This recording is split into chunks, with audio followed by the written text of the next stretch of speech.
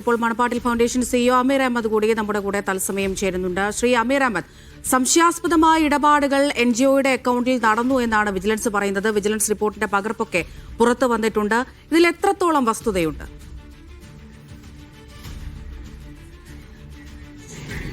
Hello Shri അമീർ അഹമ്മദ്, കേൾക്കാം? Hello, എന്നോടാണോ തീർച്ചയായും ചോദ്യം കേട്ടില്ല.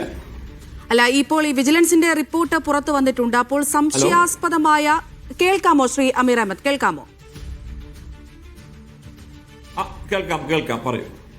ഓക്കെ, ഈ വിജിലൻസിന്റെ റിപ്പോർട്ട് ഇപ്പോൾ പുറത്തു വരുമ്പോൾ പല കാര്യങ്ങളും നമുക്ക് വ്യക്തമാകുന്നുണ്ട്. സംശയാസ്പദമായ ഇടപാടുകളൊക്കെ എൻജിഒയുടെ അക്കൗണ്ടിൽ നടന്നു എന്നാണ് വിജിലൻസ് ഈ റിപ്പോർട്ടിൽ കൃത്യമായി തന്നെ വ്യക്തമാക്കുന്നത്. അത്തരത്തിലുള്ള കാര്യങ്ങൾ നടന്നിട്ടുണ്ടോ? ഇതിന്റെ വസ്തുത എന്താണ്?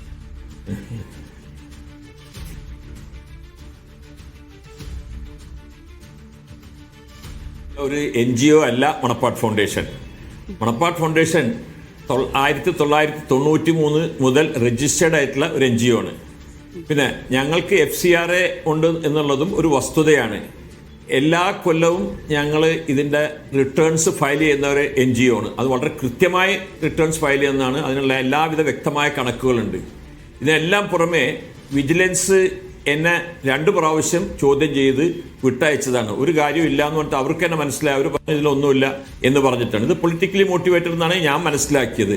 അതേസമയത്ത് എനിക്കുള്ളൊരു വിഷമം എന്താണെന്ന് വെച്ചാൽ, ഇത് ഞങ്ങളെപ്പോലെ ഈ ഒരു സാമൂഹ്യ പ്രതിബദ്ധതയുള്ള വല്ലവരും വന്ന് നല്ലൊരു പ്രോജക്റ്റിനെ ഏറ്റെടുത്ത് നടത്തുമ്പോൾ അതിനെ നിരുത്സാഹപ്പെടുത്തുന്ന ഒരു സംഗതിയാണ് ഇതിൽ നിന്നുണ്ടായിരിക്കുന്നത്. Because I'm not interested to ഇതിലുള്ള പൊളിറ്റിക്കൽ ആംഗിളിലേക്ക് ഐ എം നോട്ട് ഇൻട്രസ്റ്റഡ്. അതേസമയത്ത് ഒരു സോഷ്യൽ വർക്കിന് ഇറങ്ങുന്ന ആൾക്കാരെ നിരുത്സാഹപ്പെടുത്തുന്ന ഒരു സാഹചര്യത്തിലേക്ക് ഇത് കൊണ്ടുപോകുന്നത്. That is what I have to say. പിന്നെ FCRA ഉണ്ടോ എന്ന് ചോദിച്ചു. FCR 2018 പുനർജനി പ്രോജക്റ്റിന് വേണ്ടി ഞങ്ങൾ എഴുതിയിരിക്കുന്നത്. 2023 കേന്ദ്ര സർക്കാരിൻ്റെ ഹോം മിനിസ്ട്രി ഞങ്ങളുടെ FCR റിന്യൂ ചെയ്തിട്ടുണ്ട്. എന്തെങ്കിലും അപാകതകൾ ഇതിലുണ്ടായിരുന്നെങ്കിൽ അത് റിന്യൂ ഒന്നും ഉണ്ടായില്ല. ഒരുപാട് FCR അക്കൗണ്ട്സിൽ ഫ്രീസ് ചെയ്യുന്ന കാലഘട്ടത്തിലാണ് ഞങ്ങൾക്ക് റിന്യൂ ചെയ്ത് കിട്ടിയത്. അത് കാരണം എന്താ വെച്ചാൽ ഞങ്ങൾ വളരെ സുതാര്യമായിട്ട് ചെയ്യുന്നൊരു സംഗതിയാണ്. ഇനി പുനർജനി പ്രോജക്റ്റിനെ പറ്റി പറഞ്ഞാൽ, basically I M A re engineering specialist. അവിടെ അന്നത്തെ ഒരു സാഹചര്യത്തിൽ ഇത്രമാത്രം കേരളത്തിൽ ഒരു നിയോജക മണ്ഡലത്തിൽ എഫക്റ്റഡ് ആയിട്ടുള്ള സ്ഥലം ഉണ്ടായിട്ടില്ല.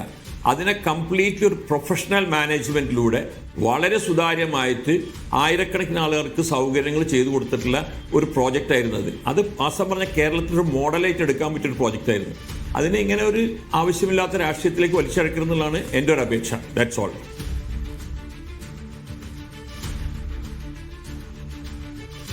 റിപ്പോർട്ടിൽ പ്രധാനമായി ചൂണ്ടിക്കാട്ടുന്ന ഒരു കാര്യം, 2018 മുതൽ 2022 വരെയുള്ള കാലയളവിൽ ഏതാണ്ട് 1,22,00,000 രൂപ ഈ അക്കൗണ്ടിലേക്ക് പണമായി വന്നിട്ടുണ്ട്.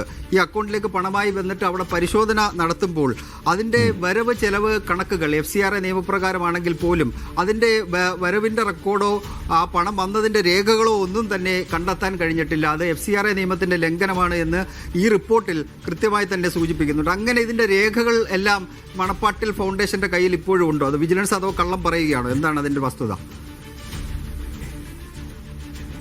തീർച്ചയായിട്ടും അങ്ങനെ വിജിലൻസ് പറഞ്ഞിട്ട് കള്ളം തന്നെ. എന്തുകൊണ്ടെന്നാൽ ഇതെല്ലാം റെക്കോർഡഡ് ആയിട്ടുള്ള സംഗതികളാണ്. ഇതെല്ലാം ഓഡിറ്റഡ് സംഗതികളാണ്.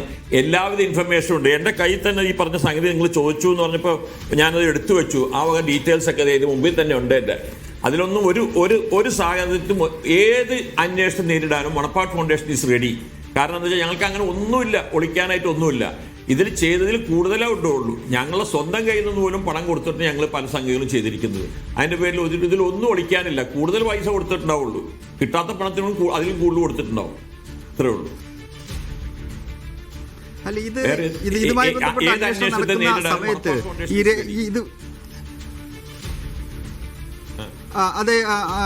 ഇതുമായി ബന്ധപ്പെട്ട അന്വേഷണം നടക്കുന്ന സമയത്ത് ഈ റൂൾ 19 പ്രകാരം ഇതിൻ്റെ രേഖകൾ ഇല്ല. FCRA നിയമത്തിൻ്റെ റൂൾ 19 പ്രകാരം ഇതിൻ്റെ ചട്ടലംഘനം നടന്നിട്ടുണ്ട്. ഇതിൻ്റെ പണം വന്നതിൻ്റെ അത് പറയുന്ന ഇപ്രകാരമാണ്: മണപ്പാട്ട് ഫൗണ്ടേഷൻ ഇത്തരത്തിൽ വിദേശ ഫണ്ട് സ്വീകരിച്ചതിൻ്റെ രേഖകളോ റെക്കോർഡുകളോ സൂക്ഷിച്ചിട്ടില്ല എന്ന് ഈ പരിശോധനയിൽ കണ്ടെത്തുന്നുണ്ട്. അതിനൊപ്പം തന്നെ FCRA നിയമത്തിൻ്റെ റൂൾ 19 ചട്ടലംഘനമാണ് ഇത് എന്ന് ഈ റിപ്പോർട്ടിൽ ശുപാർശ ചെയ്യുന്നുണ്ട്. റിപ്പോർട്ട് ഒരു ശുപാർശയായിട്ട് കൊടുക്കുന്നതിനകത്ത് ഇത് കൃത്യമായി മെൻഷൻ ചെയ്യുന്നുണ്ട്. അന്ന് ഈ പരിശോധന നടക്കുന്ന സമയത്ത് താങ്കൾ അവിടെ ഉണ്ടോ അതോ വേറെ ആരെങ്കിലും ആയിരിക്കുമോ രേഖ ഈ വിജിലൻസിൻ്റെ അന്വേഷണ സംഘത്തെ ബോധ്യപ്പെടുത്തിയിട്ടുള്ളത്? അതിപ്പോഴും കയ്യിലുണ്ടോ? അതാണ് ചോദിക്കുന്നത്. എല്ലാ രേഖകളും കയ്യിലിട്ട് ശുദ്ധ അസംബന്ധമാണ് അങ്ങനെ വല്ലതും ഉണ്ടെങ്കിൽ തന്നെ. എൻ്റെ രേഖകൾ ഞാൻ തന്നെ ഒരു പ്രാവശ്യം ട്രിവാൻഡ്രത്ത് വിജിലൻസ് ഓഫീസിൽ പോയി കാലത്ത് 10:30 മണി മുതൽ വൈകിട്ട് വരെ എന്നെ അവർ ചോദ്യം ചെയ്തതാണ്. അതിനുശേഷം അവർ എറണാകുളത്തിൻ്റെ വീട്ടിൽ വന്ന് ഒരു ഫുൾ ഡേ സ്റ്റേറ്റ്മെൻ്റ് എടുത്തു. ഇതെല്ലാം കഴിഞ്ഞിട്ട് അവരന്ന് പറഞ്ഞതും ഈ സംഗതികളൊന്നും അവർക്കൊന്നും കണ്ടുപിടിക്കാൻ പറ്റിയിട്ടില്ല. അതായിരുന്നു അന്നത്തേത്. പിന്നെ റെക്കോർഡുകളൊക്കെ അതിനുശേഷം എൻ്റെ ഓഫീസിൽ വന്ന് അവർ വീണ്ടും എടുത്തിട്ടുണ്ടായിരുന്നു. ഇതെല്ലാം കൊടുത്തിട്ടുണ്ട്. ഇനിയും ആർക്കും വേണമെങ്കിൽ വന്ന് എപ്പോൾ വേണമെങ്കിലും പരിശോധിക്കാം. അതിനൊരു യാതൊരു പ്രശ്നങ്ങളുമില്ല. പക്ഷേ ശ്രീ അമീർ അഹമ്മദ്, നിങ്ങൾ രേഖകൾ സൂക്ഷിച്ചില്ല എന്നാണല്ലോ വിജിലൻസ് പറയുന്നത്. അപ്പോൾ ഈ രേഖകളൊക്കെ നൽകിയിട്ടുണ്ട് എന്ന് നിങ്ങളും പറയുന്നുണ്ട്. എന്താണ് ഇതിലെ സത്യാവസ്ഥ ശരിക്കും? രേഖകളെല്ലാം ഇപ്പോഴും നിങ്ങൾക്കൊന്ന് പരിശോധിക്കാമല്ലോ. എന്തിനാ നിങ്ങൾ അങ്ങനെ ആരും ഇത് വിശ്വസിക്കണ്ട. അങ്ങനെ വിജിലൻസ് ഉണ്ടെങ്കിൽ വിജിലൻസ് ഇപ്പോഴും വന്ന് നേരിട്ട് വന്ന് പരിശോധിക്കാം. ഈ രേഖകളെല്ലാം ഇവിടെ ഉണ്ട്. ഒരു രേഖകളും ഇല്ലാത്തതില്ല. അപ്പോൾ കൃത്യമായി തന്നെ രേഖകളൊക്കെ വിജിലൻസിന് മുന്നിൽ അവർ ആവശ്യപ്പെട്ടപ്പോൾ നൽകിയിരുന്നു എന്നാണ് താങ്കൾ ആവർത്തിക്കുന്നത്, അല്ലേ? തീർച്ചയായും. അത് മാത്രമല്ല, FCRAയിൽ വന്നിട്ടുള്ള നിയമങ്ങൾ അനുസരിച്ചിട്ട് എല്ലാ പീരിയോഡിക്കലായിട്ട് ഞങ്ങൾക്കത് മുഴുവൻ അപ്ലോഡ് ചെയ്യേണ്ടതുണ്ട്. അതനുസരിച്ച് എല്ലാ രേഖകളും അപ്ലോഡ് ചെയ്തിട്ടുള്ളതാണ്. ഇതെല്ലാം പബ്ലിക് ഡോക്യുമെന്റ്സ് ആണ്. അല്ലാതെ ആരും രഹസ്യമായിട്ട് ഒളിച്ചു വെക്കാൻ പറ്റുന്ന സംഗതികളൊന്നുമല്ല. We are a very transparent NGO.